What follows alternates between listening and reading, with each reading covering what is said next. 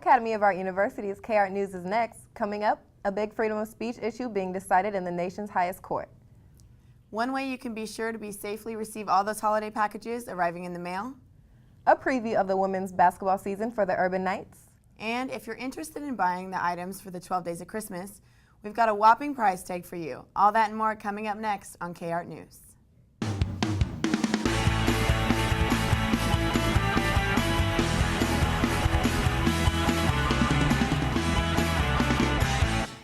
Good evening. Thanks for joining us here at Academy of Art University's K-Art News. I'm Kiana Moody. And I'm Alexa Peters. Here's what we're working on tonight. The future of free speech on the internet is being decided within the nation's highest court. A Pennsylvanian man posted a series of violent rap lyrics on Facebook in regards to his estranged wife. He was convicted of violating a federal law that makes it a crime to threaten another person. But he is claiming that it was freedom of speech and he did not plan on acting on any of his words. The U.S. Supreme Court is currently hearing the case to decide if the writing on the internet is protected under the First Amendment right to free speech. This year's Cyber Monday, one indication the economy is picking up. This year's projection was that people would spend $361 each via internet shopping on the first Monday after Thanksgiving. In 2013, Cyber Monday sales recorded their highest grossing day ever with an average order value of $128. The Cyber Monday concept was created by marketing whizzes hoping to promote more holiday retail sales, this time via the web. The crowds of Black Friday shoppers have dropped 7% from 1 year ago. That's according to a shopping research firm. For the second year in a row, people spent their Black Friday in the house to avoid large crowds and got their shopping out the way on Thanksgiving Day. Shopping online has also lured people away from the madness. More than 25% of the transactions were made using a smartphone or tablet computer. If you want to do your holiday shopping using Apple Pay, you may run into some challenges. As KR News reporter Elise Oldham reports, the new app is being criticized because of its limited availability. Macy's, Bloomingdale's, and Toys R Us were amongst the first retailers to accept Apple Pay's new payment system, leaving many people to switch from the old card swipe to letting some customers check out by flashing their new phones near a reader at the register. But Apple Pay left out a large chunk of the retailer's most loyal shoppers. Earlier this month, Apple launched its greatest endeavor, Apple Pay. But what do people actually think about it? Kind of sucks because a lot of stores also don't take it, so then you still have to carry your card on you. Like I know my favorite store, Dillard's, I can't use it and get my Dillard's rewards as well, so that always kind of sucks. Mobile payment technology ran into a roadblock a week after its introduction as CVS and Rite Aid disabled Apple Pay in their drugstores. CVS and Rite Aid are part of the Merchant Customer Exchange that has been working on its own mobile payment system to help bypass credit card companies.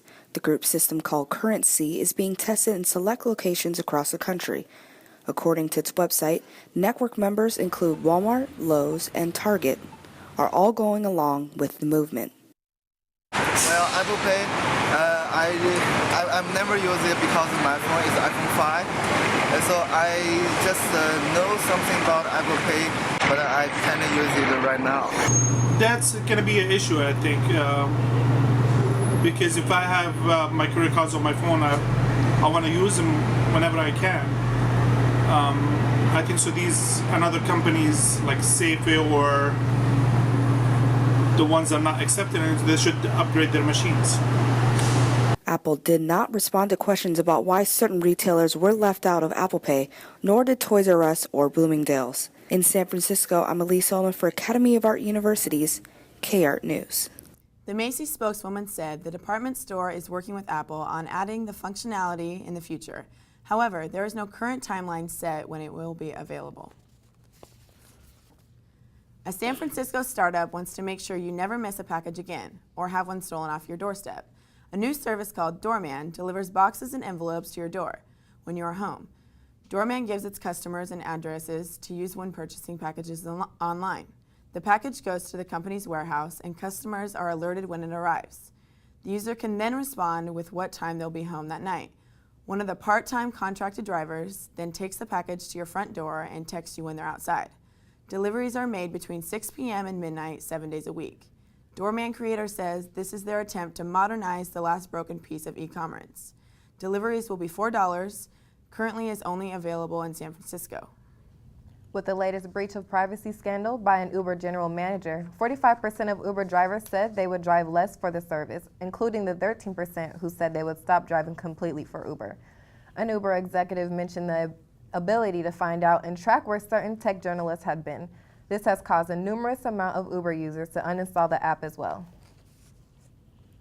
Caltrain has awarded $82 million for the completion of the Central Subway light rail line in San Francisco. The rail line will travel from south of Market to Chinatown, on 1.7-mile stretch. Agency officials are expected to attract more than 42,000 passengers by 2030. The subway is expected to create more jobs, help curb greenhouse gas pollution, and provide viable alternatives to driving cars. A deadline this week imposed by the World Health Organization has come and gone. WHO had set December 1st as a deadline in the stopping Ebola outbreak in West Africa. The plan was to isolate 70% of the sick and safely bury 70% of the victims in the three of the hardest hit countries, which are Guinea, Liberia, and Sierra Leone. Unfortunately, the goal was not met. The new plan is to have the outbreak contained sometime in the beginning of the 2015 year. An estimated 34 million people around the world are living with HIV, the virus that causes AIDS. More than 35 million have died from the disease since reporting first began nearly 30 years ago. Just over 1 million infectious among children under 15 years of age have been averted. There has been a decline of nearly 40% in AIDS-related deaths between 2005 and 2013, but the United Nations Children Fund urges countries to do more for treatment of children. Different cities and countries around the world began petitioning to host the 2024 Summer Olympics. San Francisco is one of those cities bidding to host the Games. But instead of a city effort, the bid will be a regional one. KART News reporter DeAndre Gallipo has the details. Since the 2008 Games, San Francisco has been putting up bids to be considered to host the Olympic Games. Now, San Francisco is in the running to host the 2024 Summer Olympics. I'd be really happy if the Olympics went to San Francisco because I'd be able to work it as an athletic trainer. If the Olympics were in San Francisco, I think it would be a really good experience for the people that live around here and people that go to school because, Academy of Art is like literally in the center of San Francisco. You have SF State, City College. Everybody will just come together for a great purpose, and I get to work it. Yay! The Bay Area doesn't have an adequate Olympic stadium. The Olympic Committee has come up with an idea to build a temporary $350 million stadium in Brisbane to accommodate the 60,000 people and hold a 400-meter track. I feel like a stadium that would be constructed in San Francisco would really be used here. It's a lot of athletic places around. You have all of our teams, and it'll be a really good facility for people to use, unlike in other places where they build them and nobody does anything with them. I think the Olympics being held in San Francisco would be really cool, but on the other side, most places that have held the Olympics, they've had really negative repercussions because of it, and economically this city has dropped because of all the buildings and stuff made for the Olympics have no more use, and so what do you do with it? And then basically nothing. Along with the Brisbane Stadium, the Levi Stadium, Stanford Stadium, as well as the new Earthquake Stadium being built in San Jose, will be used for the Games. The redevelopment of the Oakland Coliseum will also be put into effect to also accommodate the events. The official location of the Games will be decided in 2017. In San Francisco, I'm DeAndre Gallipo with the Academy of Art University's KART News. The stadium in Brisbane will be privately funded. Chief Executive Officer and President of the San Francisco Giants, Larry Barer, is running the campaign. He was able to raise private funds to build the AT&T Stadium. Next, we have Alexis Moore, who gives us his opinion on something that could help us athletes here at AAU. For athletes, there are many things that we need in order to perform at a high level. One of the most important things is food. Food helps us power through practice, weightlifting sessions, and hectic class schedules. It's crucial we get the proper nutrients to fuel our bodies and help us recover. That's why, in my opinion, I think the cafeterias here at the Academy should alter their hours of operation to accommodate athletes' practice schedules. The cafes are only open for breakfast from 7 to 9 a.m., lunch from 11 to 3 p.m., and dinner from 5 to 8 p.m. Many teams here practice early in the morning and completely miss the breakfast portion. Athletes often don't have time in between practice and class to go to the caf for lunch. This results in skipping meals or spending money to go grab something on the go, two things that can hurt our bodies and pockets in the long run.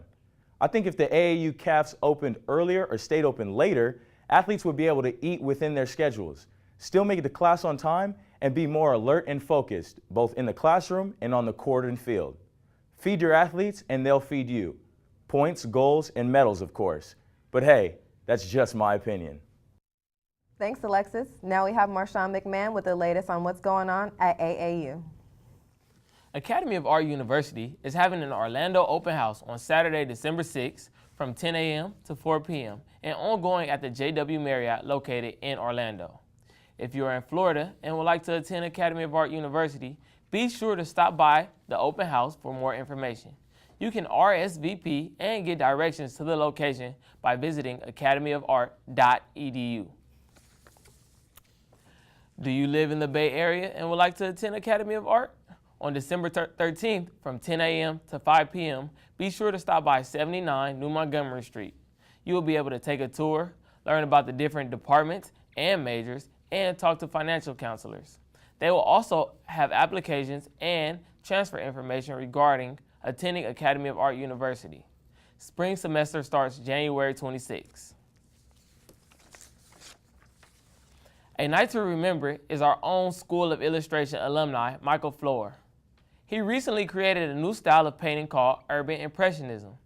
Urban Impressionism is a street-style painting with different views on how people portray the city lifestyle. From a New Orleans theme to a Roman theme, different cities and countries are known for different things. He shows this in his paintings. Michael Flohr is not the only talented alumni painter who is displaying his paintings. Chad Hasagawa has a new portrait that will be showing in the Winter Group of Art. His art will be shown at White Walls and Shooting Gallery opening Saturday, December 13th in San Francisco. There's a lot to look forward to in the upcoming weeks. That's it for this week's AAU segment. Tune in next week for more AAU news. Thanks, Marshawn. In other AAU news, the School of Fashion is opening its first boutique store, giving merchandising students hands-on experience. Jarek Quadez has more with the story. Academy of Art University School of Fashion is one of the top major programs. Inspired by the success of last spring's pop-up shop, AAU School of Fashion is opening a boutique store called Shop 657. The store is located on 657 Sutter Street. It will take over the former Marty's liquor spot. Keenan Dufty is the Senior Director of Merchandising at AAU. He shares more about the idea and what shoppers will expect in Shop 657. And it came about from a pop-up store that we launched at the Spring Show in May of 2014. The idea there was to have a very short burst of retail energy and showcase about 6 or 7 of our alumni designers and some of our current students' work. When the store opens, you'll see women's fashion, men's fashion, accessories, jewelry, footwear, and some home interiors. The women's fashion ranges from little black dresses to very clean, modern, minimalist fashion, to men's cycling-inspired collections, and jewelry that's recycled from sustainable merchandise. So it's really a broad spectrum of ideas. AAU fashion student Ray Salazar is looking forward to seeing the first AAU boutique store. I expect to see a lot of graduates' clothing. That'd be really inspiring to see their work. Fashion students at Academy of Art will also get hands-on experience working and managing Shop 657. The retail store will be staffed by students from the Academy of Art. It again is a great internship opportunity and a real internship opportunity to buy product for the store, to actually physically sell that product in the store as a sales associate, to manage the store, to manage the inventory, the stock, the visual display within the store. So it's a completely rounded experience. The store will be opening on December 3rd, 2014. In San Francisco, I'm Jared Quidez for Academy of Art University's K-Art News. Shop 657 is open from Wednesday to Saturday through the rest of the fall semester.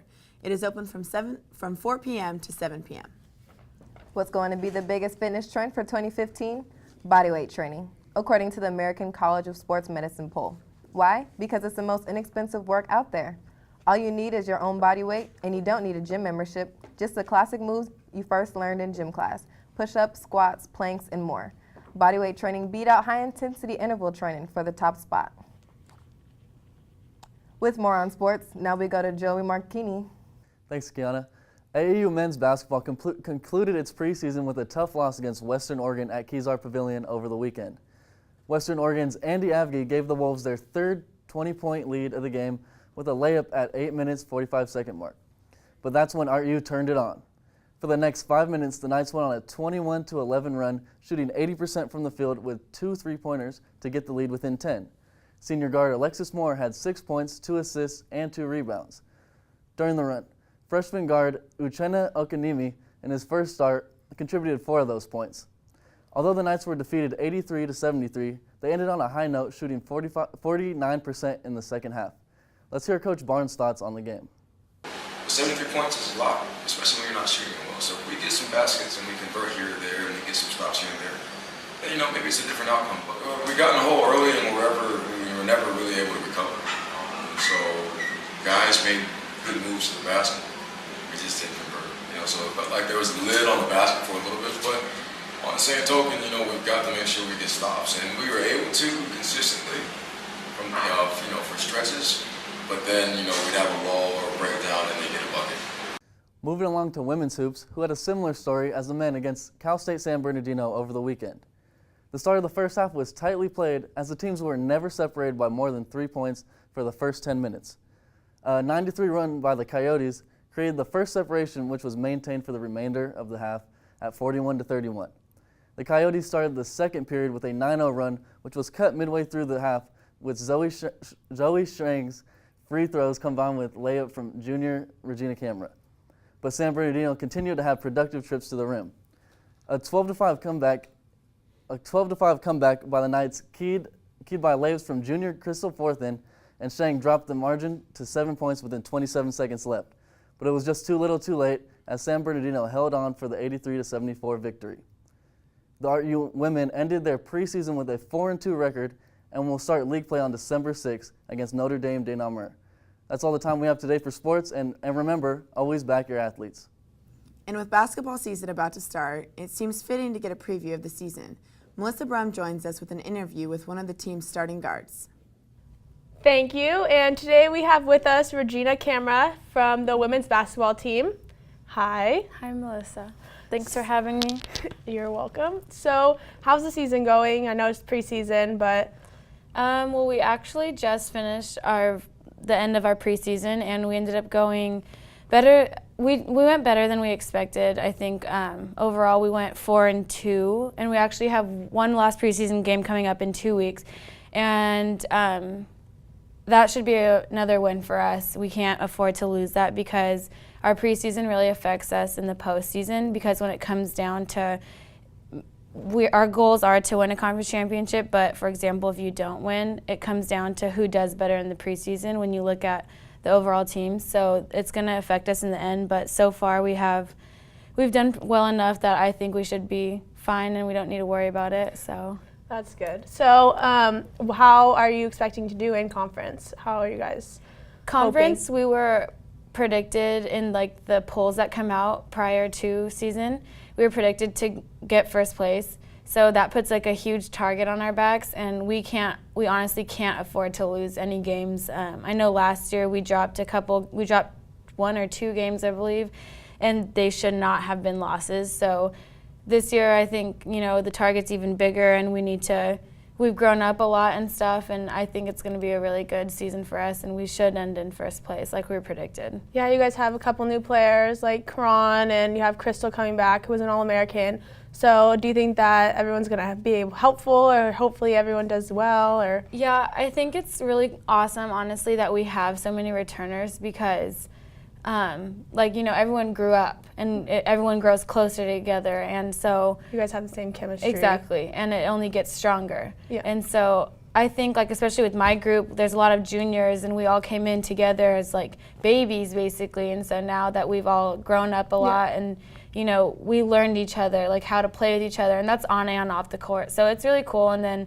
this year is awesome because we'll have Crystal for the full year, whereas last year we only had her partially. And then Karan's a great new addition to the team. Like, she works really hard, and she's going to be very helpful for us because, especially right now, we're lacking in the post areas. Yes, since Dee got hurt. So do you guys have any other goals for the season? Our biggest goal right now is definitely to win conference again and get the three-peat. But also, we know the last 2 years we lost first round in the NCAA, and that's definitely something we're gonna work on getting past this year. So, well, thank you for coming, Thanks and for back having to me. you guys. Thanks, Melissa and Regina. The Fairmont Hotel in San Francisco, one of the most iconic locations in the city, rolled out its traditional gingerbread house on November 29th. Although this year's is slightly different, it is the biggest one they've built yet. It consists of more than 7,700 gingerbread bricks laid down, as well as 1,500 pounds of icing. On the plus side, all the material used to make the gingerbread house is entirely organic. It's entirely free to go and see it yourself, which makes an excellent addition to the holiday season here in San Francisco. The price of 6 geese a-laying arose drastically this year, while the other items in the carol, the 12 Days of Christmas, saw little to no increase at all, according to the 31st Annual PNC Wealth Management Christmas Price Index. A set of gifts in each verse would set you back $27,673 in stores. That's an increase of less than $300 from last year. Shoppers who use the internet to buy these items would see about an 8% bump over last year's online prices, bringing the set of gifts in each verse just to under $43,000. Next, we have Daniel Skinner with more entertainment. The Hunger Games Mockingjay Part 1 cleaned up at the box office over Thanksgiving holidays.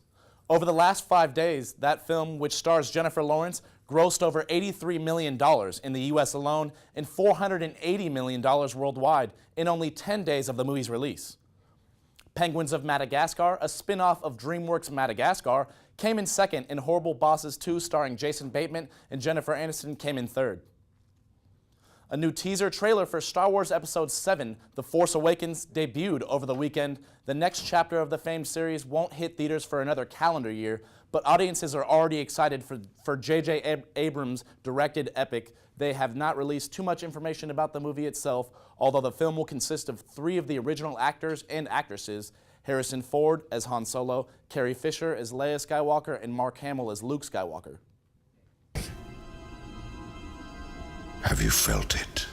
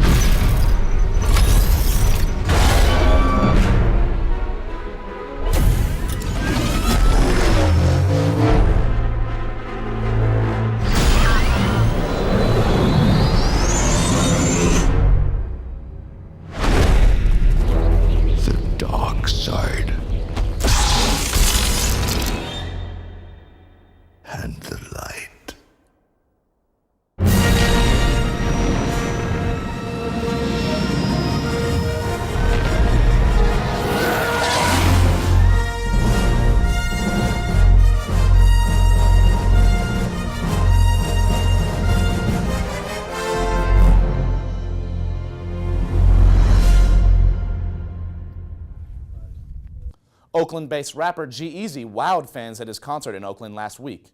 The young rapper performed his own songs at his homecoming, but made it a true Bay Area affair when he brought out E40, The Pack, Bobby Bracken's Little Debbie, and Cool John to perform alongside him.